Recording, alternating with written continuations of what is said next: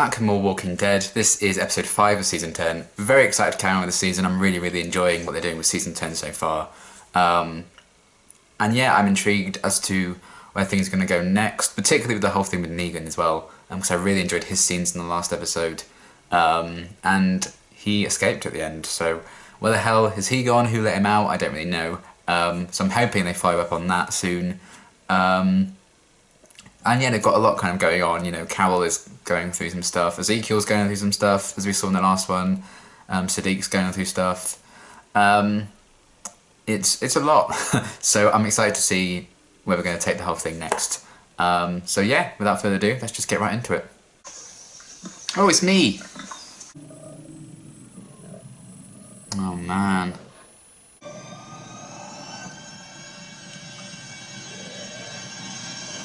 Oh dear. Maybe he just wants a high five?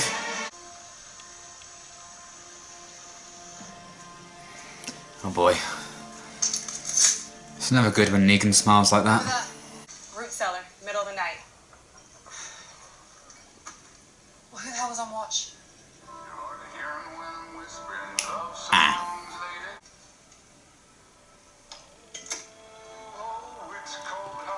Hello? Nice book, Carol.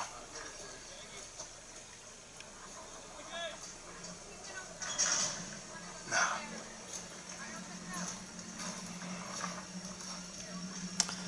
Too painful, probably. She was tracking something. Said she'd miss back here. Uh-oh. My dad used to tell me how like you and the Saviors would like whistle back. Oh my god. He's just like a Saviour fanboy. So you had some granolas. Carl Grimes, I heard you shot him. I never did that. Don't disrespect Carl in front of Negan. We're both Negan. Not this bullshit again.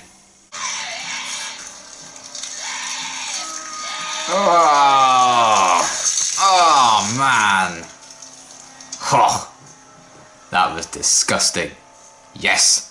Oh, whoa, okay. I think you got him. Needed a second to wrap your gift. Oh fuck. Oh no. Oh no.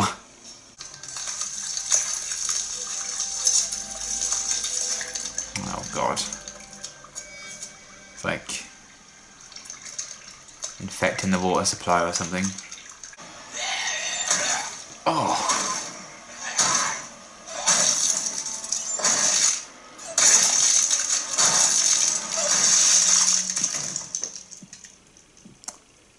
Oh.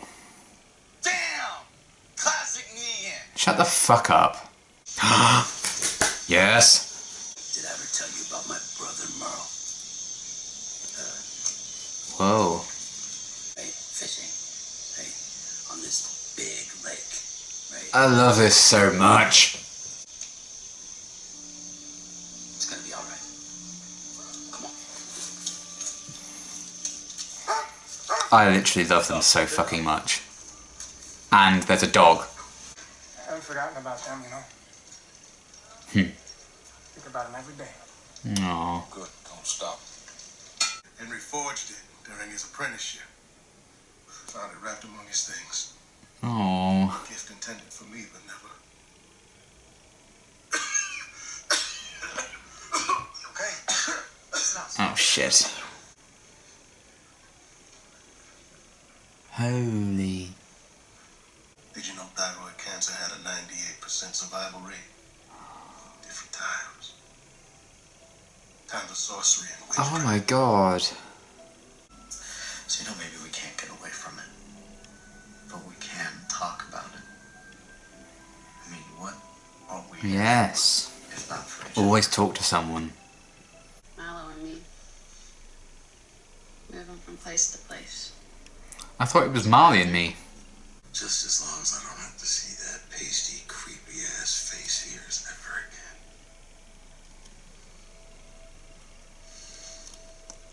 Oh.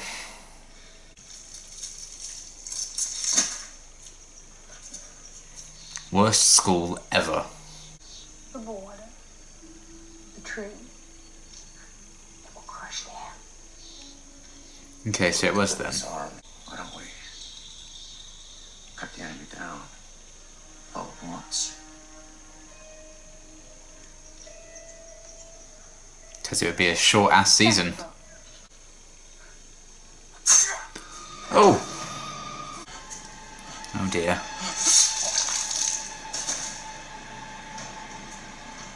Well.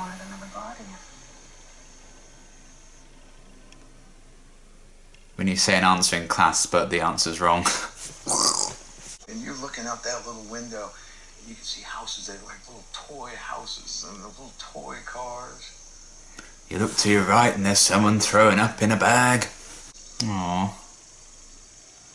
Ah, kid. Can't believe I'm going, aww, over Negan. So much you're gonna miss. Snap your fingers right on his nuts. You gotta remember, you go low, you go too high, you get nothing but dick. See what you got. You're a natural. See, if nut tapping were a sport, Negan's so good with kids, isn't he? you wouldn't have to roid In a up. non-creepy way. I know a place and I'm pretty sure they're gonna take you in. It's got really high walls. Aww, he's going to send him to Alexandria. Even has a mansion. Oh man. Oh, I love that. Well, that was bloody clever, wasn't it? Oh.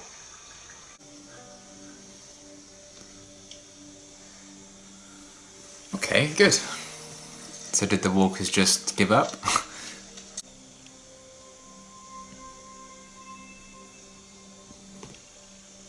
What? Oh, they stole the supplies themselves. Hi. What's she saying? I said I don't trust you. You're the one who's been stealing shit. Problem. I've been trying really hard to like Magna for 2 seasons. It's just not, it's not going well. No. Oh, fuck. Oh, kill the bastard. Kill the prick. There's a text. What do you think? I think you're crazy. And I think you need to die. I passed, right? Yes. I am me.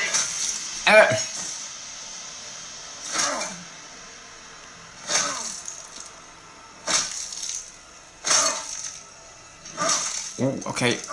Okay. Oh, lots of heads getting smashed in this one. That's... okay. You got a little, oh dear. How's Rosita? She, didn't want me to tell you, but she caught a little bug. She okay? Get back? Not yet, but she'll be fine. Fucking hope so. Is Carol around? She's just outside. Let me grab her.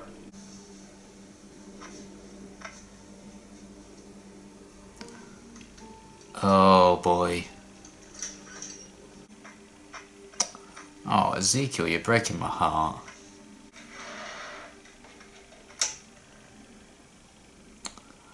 Oh. You think I stole everything and hid it out there? Well, you did. Yeah, well, it wouldn't have been the first time. For 13 years, that's how you've looked at me. That is not true. Since the day you showed up. Someone who's never trusted anybody because no one's ever trusted her. Someone who's good. Well, she's not really giving them any reason to, is she? Right. So I came for him.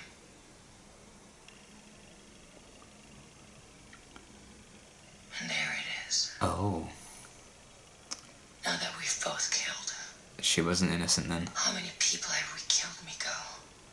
The man wasn't that wrong. Could prove useful. Might just have to wear a new mask. Oh dear. Yeah. Siddiq has to go back. Kiss goodbye. It's, family.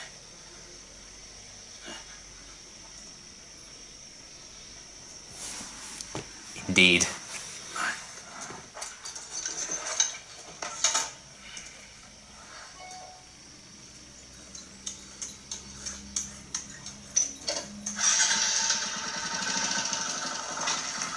What did she say?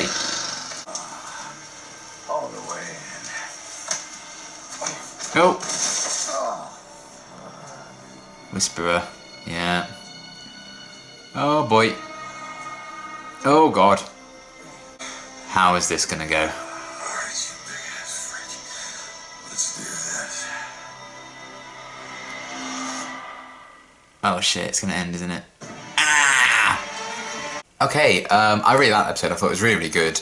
I enjoyed getting like a lot of focus on like the newer characters, like Kelly, Magna, Yumiko, Connie, for example.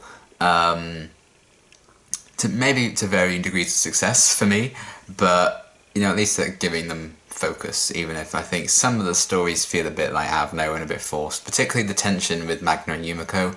I feel like Magna just suddenly having a problem with her seems a bit random.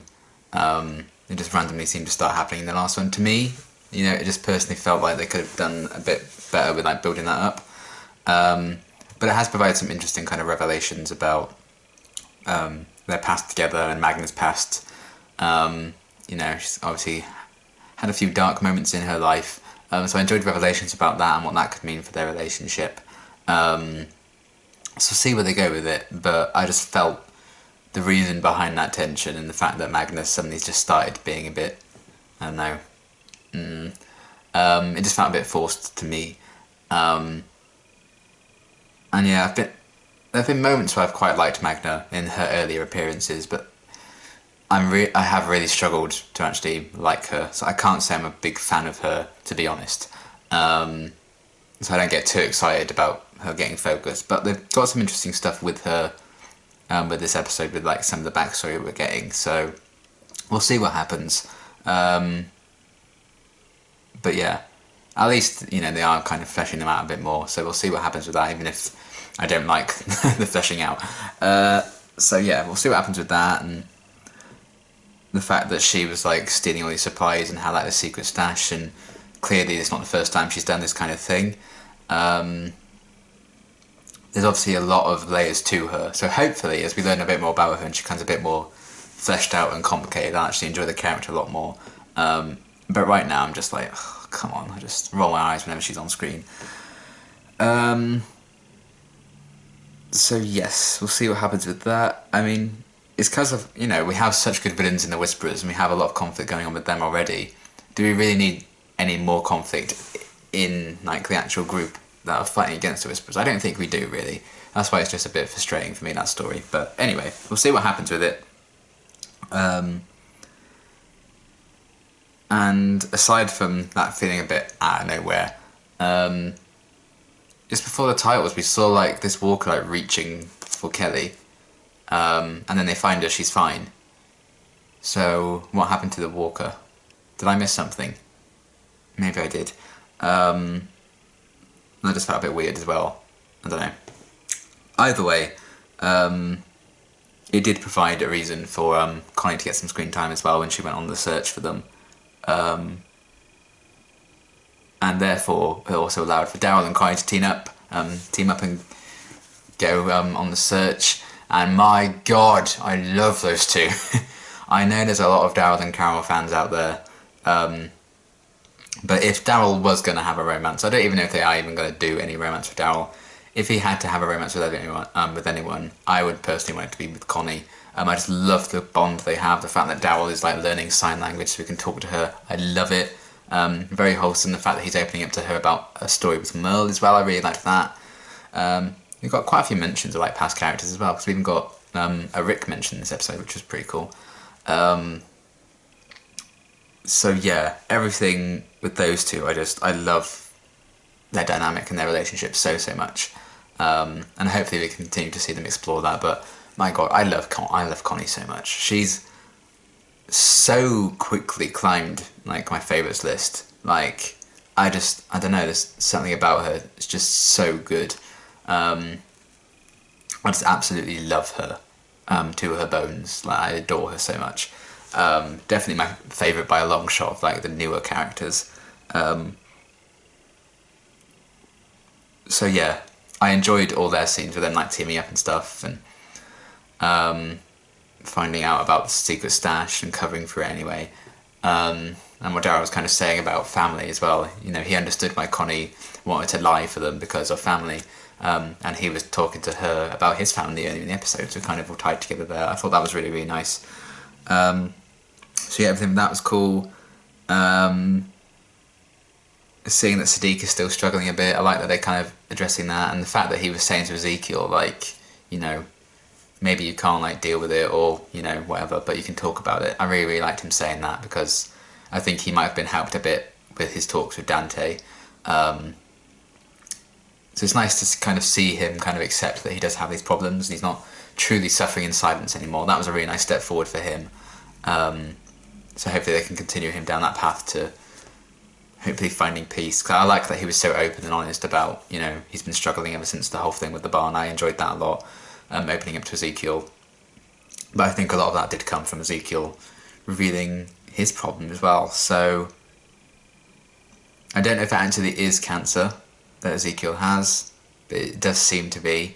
That's kind of crazy and so sad, and made it very real. For a show about a zombie apocalypse, it just suddenly got like really real. Really real. And that's definitely not a topic they've kind of touched on before, so it's kind of interesting to see what they may do with that. You know, is there going to be a way for Ezekiel to get treatment for it? I don't know.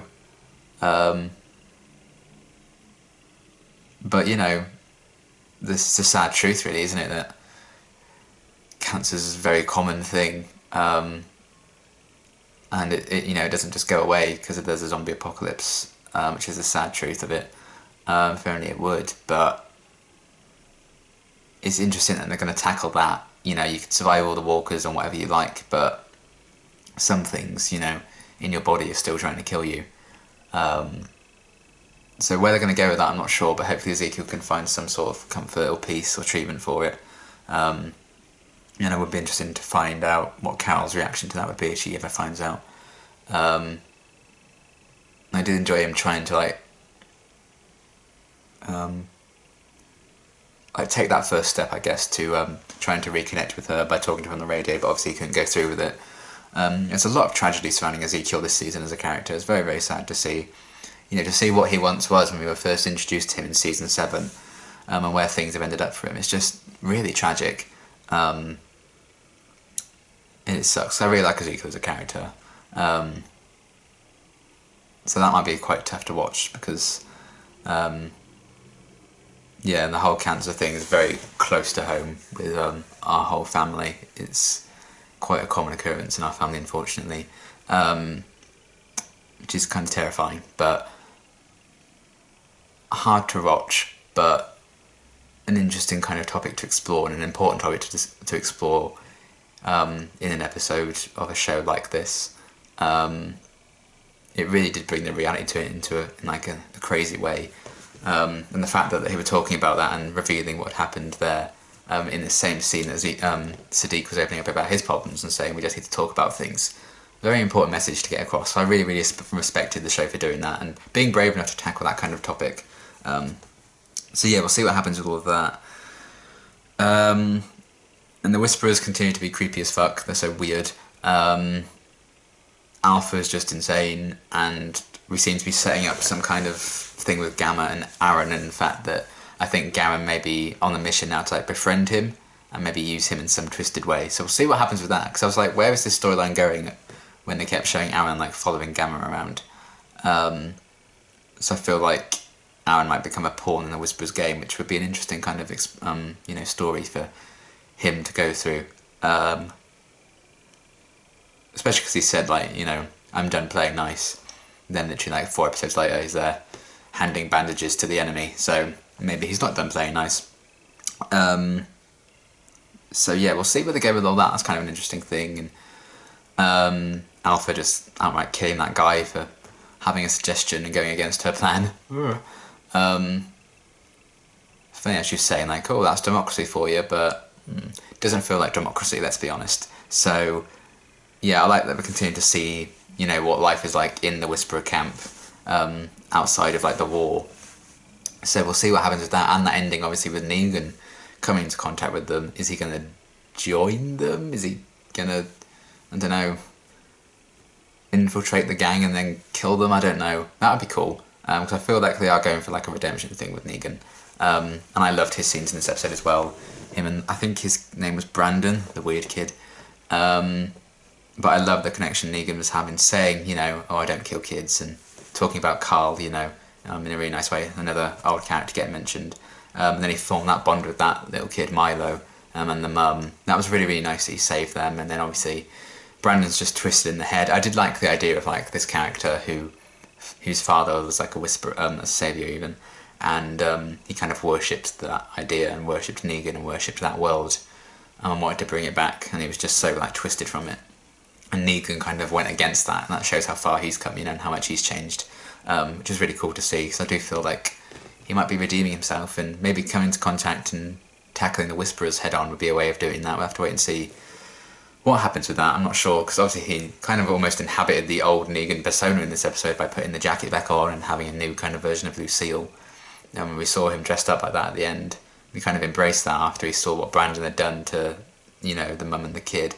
But I really did like Negan's scenes with them, and it was very, very wholesome. And the fact that he killed Brandon when he saw that, you know, Brandon had killed them, I think is very telling of... He does have a moral compass somewhere in there, maybe deep, deep down. So I loved all those scenes with him. I thought it was a great display of how far he's come and how much he's changed as well. But how easy it is for him to maybe slip into his old ways. Because it was a very like season 7, season 8 Negan we saw in that last scene, who was trying to attract the walkers. I felt like he was trying to find the Whisperers as well, obviously, because he was like crossing into their territory. So what his plan for the Whisperers are, I don't know, but I'm intrigued to find out. But yeah, overall, I really, really enjoyed this episode a lot. Just a few things with like, I'm just not really connecting with Magna a lot, and that story felt a bit forced and out of nowhere. And the whole continuity of that walker reaching for Kelly, and then they just didn't resolve it. It was just gone when they found her. I would have liked them to kind of answer that. But outside of that, I really, really loved everything else we got. And I'm very, very excited to see where we go next with this season, because we have, 3 episodes left already until the mid-season finale. So yeah, really, really enjoying this season so far, and this was another great episode. I also really liked the brief interaction that Alden had with... I can't remember his name, but Tammy Rose's husband. The fact that these two have both lost like people they loved to the Whisperers, and they've kept having a few interactions this season. I did notice that, and I really enjoyed their little talk as well.